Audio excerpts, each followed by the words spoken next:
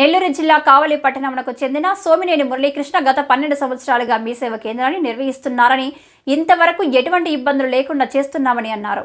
అయితే గత మే నెలలో కావలి అర్బన్కి చెందిన 9 మంది ముంటేషన్లు ఎంఆర్ఓ ఆఫీస్ నుండి మాట్లాడించి వేరొక ఫ్యామిలీ నెంబర్ సర్టిఫికేట్ పెట్టి నా ద్వారా చేపించారని, వాటికి ఎంఆర్ఓ అడంగల్ మరియు 1Bలు విడుదల చేశారని అన్నారు.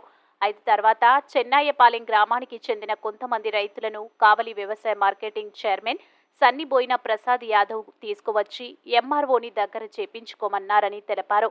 ఇదిలా ఉండగా అన్ని వాళ్లే అధికారికంగా చేసి మరల మేము తప్పు చేశామని, మీ సేవను రద్దు చేసి షాప్ని సీజ్ చేసి మా మీద కేసు పెట్టి వేధిస్తుంటే మేము హైకోర్టు ద్వారా ఉత్తర్వులను తెచ్చినప్పటికీ మీ సేవ అనుమతులను ఇవ్వకుండా మా మీద వేధింపులకు గురి చేస్తున్నారని ఆవేదన వ్యక్తం చేశారు.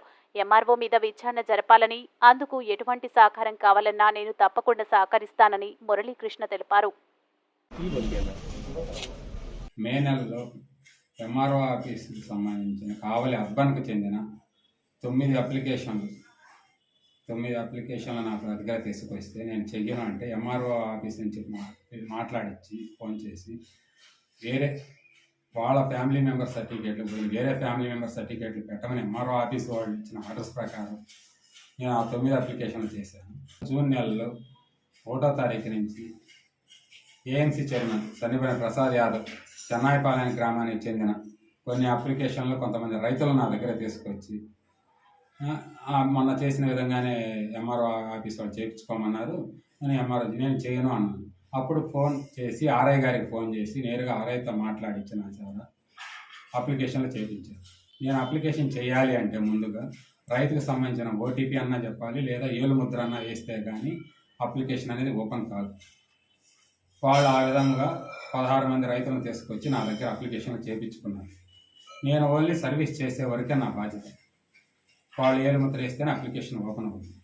ఆ విధంగా చేసిన అప్లికేషన్ను 21వ తారీఖు ఎంఆర్ఓ గారు వచ్చి నువ్వు తప్పు చేసావు, అందువల్ల నీ సెంటర్ని సీజ్ చేస్తున్నాను అని సీజ్ చేసి నా మీద 2 టౌన్ స్టేషన్లో కేసు పెట్టి ఎఫ్ఐఆర్ చేసి నన్ను చాలా ఇబ్బందులకు గురి చేశారు.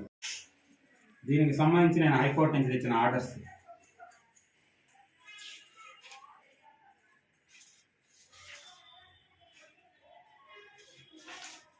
ఈ ఆర్డర్స్ ప్రకారం ఆర్ఐ గారు వచ్చి నా షాప్ ఓపెన్ చేసి ఇచ్చిన పంచనామా, అర్బన్కు సంబంధించిన 9 అప్లికేషన్లు వాళ్ళు యాక్సెప్ట్ చేసిన అర్బన్కు సంబంధించిన అప్లికేషన్లు ఈ 9ని కూడా ఎంక్వైరీ చేసి ఏసీబీ వాళ్ళకి నేను ఎంత సహకరించాలో అంతవరకు సహకరిస్తాను, విజిలెన్స్ సహకరిస్తాను. నేను 9 అప్లికేషన్లు నా దగ్గర ఉన్నాయి ప్రూఫ్స్.